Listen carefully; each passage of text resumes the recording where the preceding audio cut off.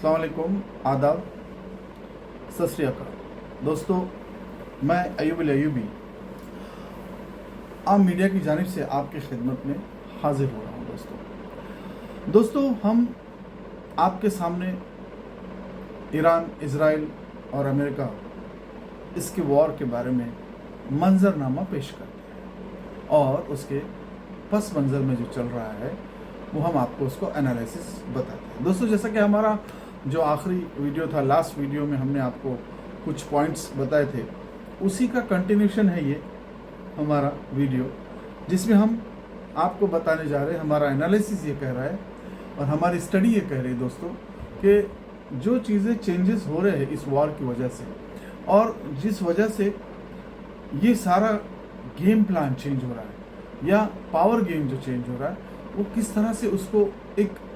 एक अलग world order जो में तब्दील होते जा रहा है, जिसमें अब अमेरिका और जो वेस्टर्न कंट्रीज़ है उनका उसमें दखल नहीं आ रहा है। अब एशिया की तरफ ये मामला आ रहा है, जैसे कि चाइना, रशिया और ईरान, जैसे कि हमने आपको ये चीज़ें बताए थे, जिसमें पाकिस्तान एक अलग अपना किरदार निभा रहा है। दोस्तों चलते हैं आगे का पॉइंट। आज हम आपको इस वीडियो में बता दें कि पॉइंट ये है दोस्तों कि क्या अरब ममालिक ये बात समझ गए हैं कि अमेरिका उनका दोस्त नहीं है,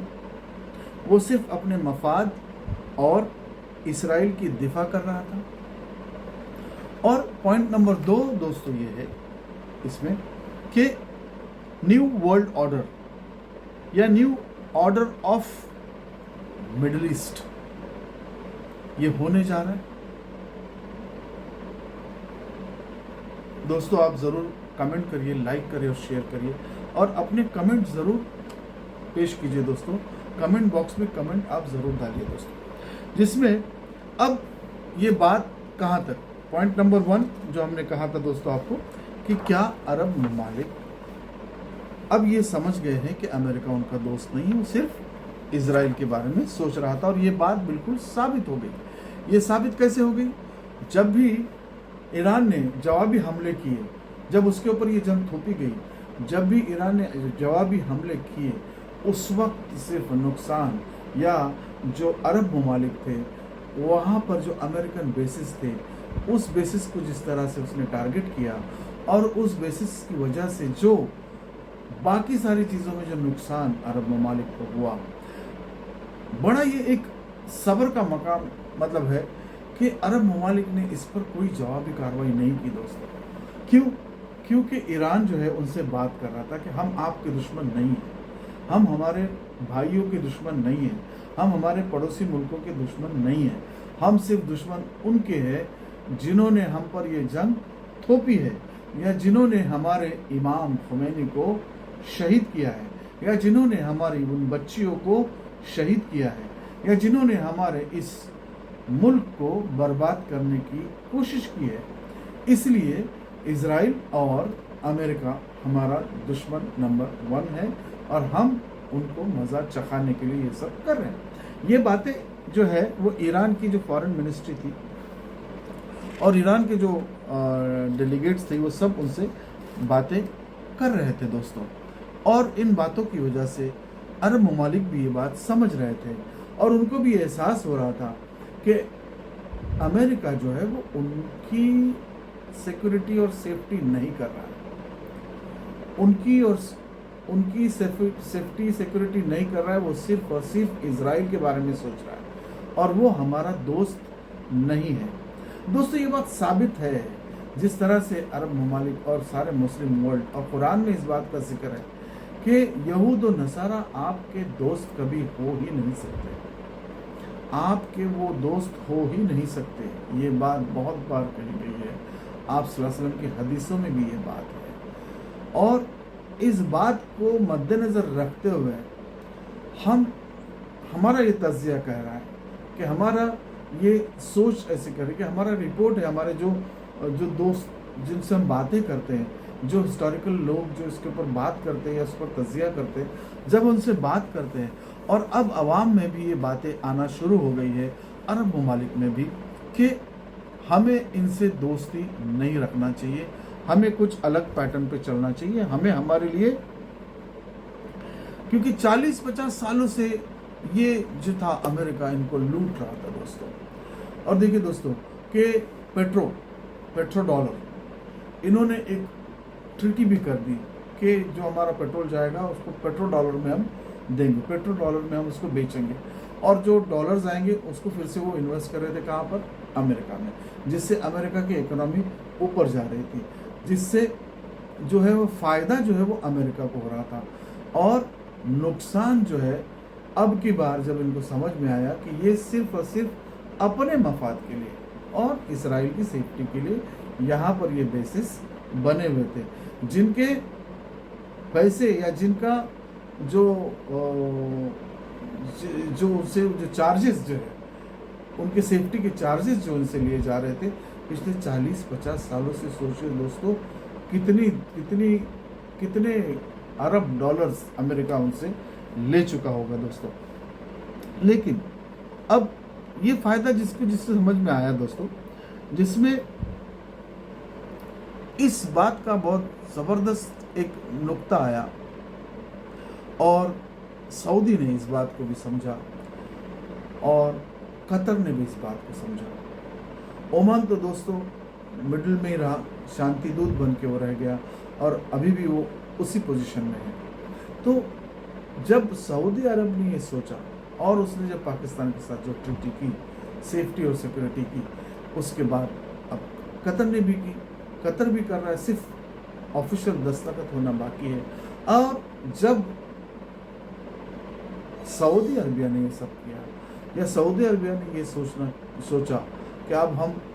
पाकिस्तान के साथ सेफ्टी या डिफेंस का जो मुआहदा करेंगे, तो इसका मतलब ये है कि दूसरे ममालिक भी अब ये बात सोचेंगे कि हम किसी दूसरी ताकत के साथ अपना डिफेंस मुआहदा करें। दोस्तों ये बात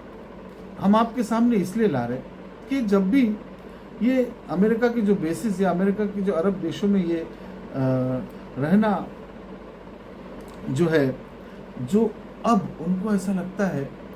कि ये हमारे लिए फ़ायदेमंद नहीं है, ये हमारे लिए अब लायबिलिटी बन गया है। मतलब अमेरिका अब अरब ममालिक के लिए लायबिलिटी बन गया है, और ये बहुत बड़ा झटका जो है वो अमेरिका को भी लग रहा है, और लगेगा बहुत जल्द, जिसकी वजह से ये अब ये बातें भी हो रही हैं कि चाइना के साथ कुछ उनके मुआहदे होने जा रहे हैं।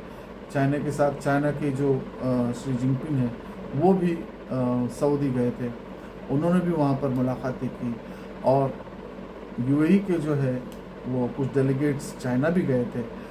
उन्होंने भी वहाँ पे कुछ उनसे बातें की। और ये सब जो मामला चल रहा है कि ईरान, इजराइल और जो अमेरिका का जो वॉर चल रहा है, इसके बारे में गौर ख़ौस किया जा रहा है, और एक अलग तरीके से ये पैटर्न बनते जा रहा है दोस्तों। इस पैटर्न को हम आपके सामने इसलिए लेकर आए दोस्तों, क्योंकि हमारा ये जो तज्जिया था, जिससे ये बात निकल कर आ रही है, और हम जब भी इस बातों को बोल रहे थे, आप देखिए दोस्तों कि अभी क्या हुआ कि ईरान किस तरह से अपनी पावर लेकर आया, ईरान ने किस तरह से अपना जो वजूद है या अपना जो दम है या खम है, ये उसने दिखाया, उसका हौसला, और ये सब बात लोग जानने लगे। पूरी दुनिया में इस बात का अब चर्चा है दोस्तों। आप जानते ही हैं कि पिछली बार, मतलब कुछ दिन पहले ही इस बात पर जब बात हुई थी, तो जर्मनी के जो चांसलर है, वाइस चांसलर है, जर्मनी के जो चांसलर है, उन्होंने ये बात कही कि अमेरिका और ईरान के इस वॉर में जो ईरान है वो बहुत मजबूती से खड़ा है, वो हर फेज में, हर जगह पे मजबूती से खड़ा है। उसने डिफेंसिव जो ये किया, जवाबी हमले जो दिए वो भी बहुत सटीक तरीके से दिए। डिप्लोमेसी के बारे में भी उसने बहुत अच्छे से वो अपनी डिप्लोमेसी चला, फिर लोगों से मिला, अपने पड़ोसी मुल्कों से बात की और दुनिया में एक अलग अपना मकाम ईरान ने पैदा किया। दोस्तों, ये सोचने वाली बात है, बिल्कुल ही सोचने वाली बात है कि एक सुपर पावर का जो रुतबा था उसको किस तरह से ईरान ने उसका वो जो खाल थी वो उतार दिया। उसका जो गुब्बारा था, जो हवा बनाकर रखा हुआ था अमेरिका ने, उस गुब्बारे को किस तरह से उसको मिटा दिया उसने। उस गुब्बारे को किस तरह से उसकी हवा निकाल दी, किसने? ईरान ने। और ये बात अब दुनिया पूरी समझ रही है। दोस्तों, हमारी ये बातें आपको कैसी लगती है, हमारा ये तज़िया आपको कैसा लगता है, आप ज़रूर कमेंट करें, लाइक करें, शेयर करिए। अब मैं अयूब अल अयूबी आपसे विदा लेता हूँ। आम मीडिया की जानिब से आपकी खिदमत में आया था। दोस्तों, अगला वीडियो हम आपके सामने इसी सिलसिले में आपके सामने लेकर आएंगे। और हमारी तज़िया निगारी आपको कैसी लगती है, हमारा ये रिपोर्ट कैसा लगता है आपको, आप ज़रूर कमेंट कीजिए। अस्सलामु अलैकुम व रहमतुल्लाहि व बरकातहू।